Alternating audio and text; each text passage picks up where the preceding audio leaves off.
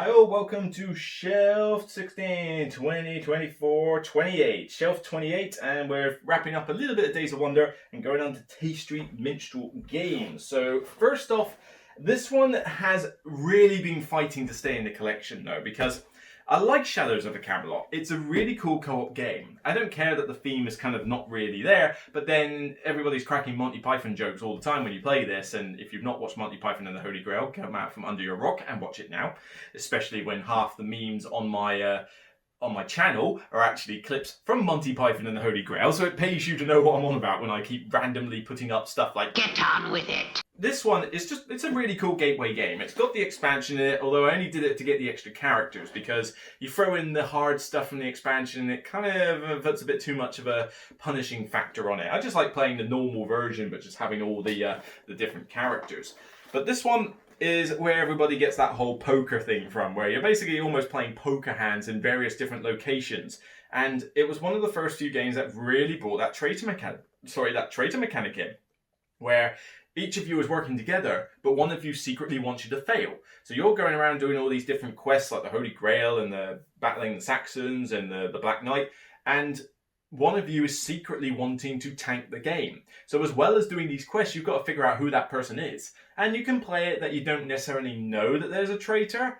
I'm kind of indifferent. I don't mind. I'll play it either way. You can either play it so you always know there's a traitor, or you can play it where there might be a traitor. I'll play it either way, but I find maybe it's a little bit more streamlined and a little more fair if you know there's a traitor, that you know there's one person that's trying to screw you over. But very simple mechanics. You know, you basically just move, do stuff, do an action at the location. You're just playing cards, and that's kind of it. I mean, if you know how to do poker hands, you already know how half of this system works. But it's just the atmosphere that Shadows of a Camelot generates that makes it a really cool, fun game. I've not played it in so long though. It just hasn't hit the table because I've got to remember what rules are in it, and there's a bit of setup, and I don't know. People just haven't really gravitated to it as much as I would like lately, and I don't know why. I don't know. Maybe I'm just getting sort of burnt out on it. Maybe I did get burnt out on it, or maybe I've just grown to think, oh yeah, this is a really cool game, but I don't desperately need to own it. I don't honestly know, but there have been times where I've been thinking, I'll probably sell this one on, but it's like, I don't want to. It's like, but I probably should. But Holy Grail. It's like, I don't know. There's a lot of stuff about this I like. So maybe I just need to get it to the table again and solidify my view on that. I don't know. I don't want to get rid of it. That's the thing. But something keeps making me think about it. Right. Not going to belabor this one too much. I have Ticket to Ride in a giant crate in the other room with all the big crate with all the collection there. But I do own one of the 15-minute fillers, the London one. I prefer this one to New York because New York has that weird scoring mechanism about connecting landmarks, which is kind of weird. This one, nice and simply, just has several areas where if you connect to all the various points in a district, you get those points, and they're worth different amounts depending on how big they are. Nice and simple, and I just think that the map in general works a lot better. But this is literally Ticket to Ride in 15 minutes.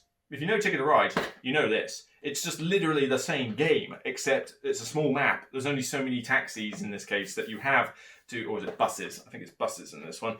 But you've only got so many pieces to put on, only so many routes. So you can literally, with people who know what they're doing with Ticket to Ride, get this out and play it in about 15 minutes. 20 tops. It's that fast. It's like a third of the length of a typical Ticket to Ride game, and it's solid in its own respect. So I do like to hang on to one of these as a good little travel filler. Right, enough with Days of Wonder. We're moving on to Tea Street Minstrel Games. So let's start with a controversial one. Coliseum. I really like Coliseum, but why I say it's controversial is because this art style, whereas it's colourful, it didn't get a lot of love from people because it was trying to replace a Days of Wonder game. The Cleopatra and the Society of Architects one I mentioned before, that also got a bit of controversy. However, people are kind of adamant, oh yeah, this will look better than the Days of Wonder one. This one though, they looked at it and thought, that art style is a little bit cartoony. And I do admit, it's a little bit. But it's still colourful and it's still got very good quality tiles and other pieces. But Coliseum is this really weird, it's got a roll and move mechanic in it, and I still love it. It's kind of weird. But you're putting on a show for the emperor and the senators and that. And each of you is trying to put on the best show over 5 rounds. Although, to be honest, even though the scoring is your best round is your points, you always do your best round in the 4th or 5th round. It's physically impossible to do your best round in the first 3 rounds of the game. But you roll and move to move the senators preferably to your area in order to get more visitors. But you're trading for these tiles like shrubberies and jugs and gladiators and animals and cages and things in order to put on a show. It's a little bit hard for people to grasp at first, though, because you've got this huge list of shows you can put on with different combinations of stuff. So you kind of have to plan ahead in this game.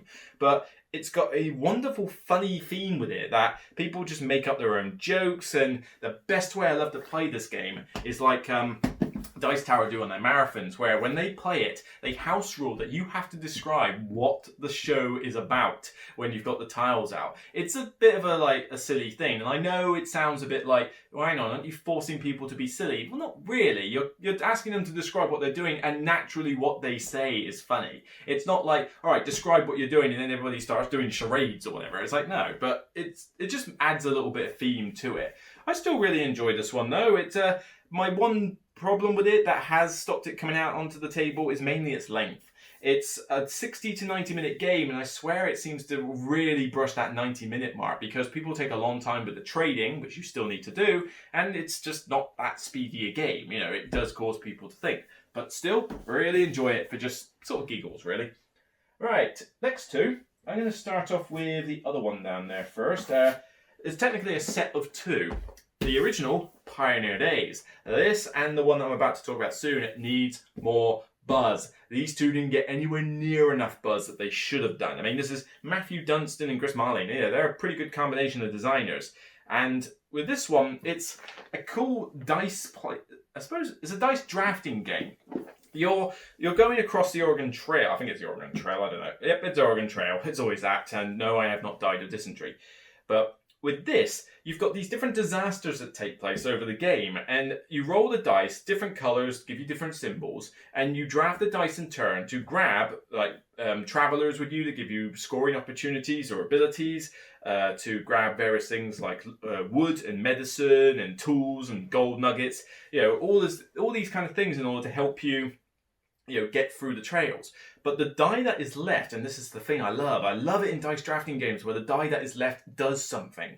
Here, it levels up the tracks for the various disasters, and when one triggers, it resets and everybody suffers the negative result. But you essentially can time it so that opponents suffer it worse than you do, or you just prepare in advance, or you just take the hit. At the end of a round, you have a chance for more scoring, and then you reset and go again with different tools and tiles and that available and different villagers.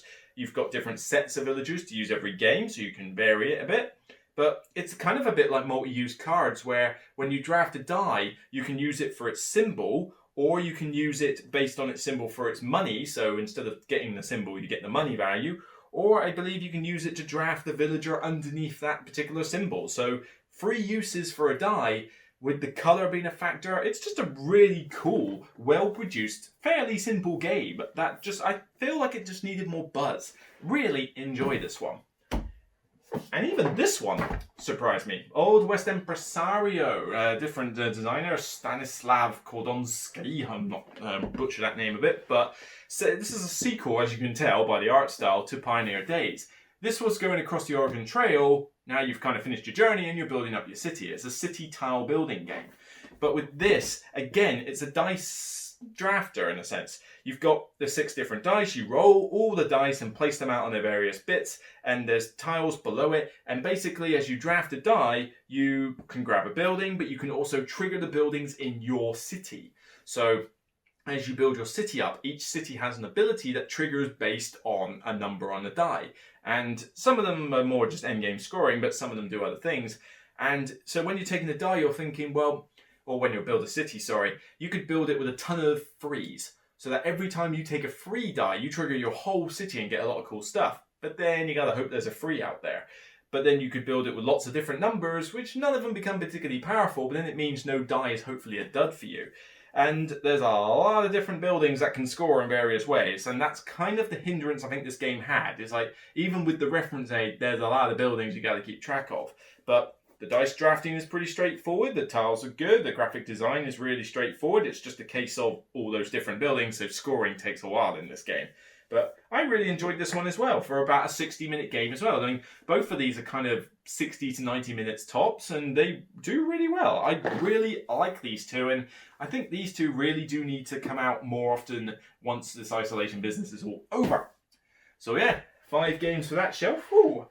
We're going to get onto some heavies now for the next, the 4th one on that column, not so much, but the next 3, yeah, there's some pretty big brain burners there. So if you were getting sick and tired of co-ops and gateway games and like mid-level games, we're going to get onto some heavies, but they're good heavies. So I'll see you next time. Take care, guys.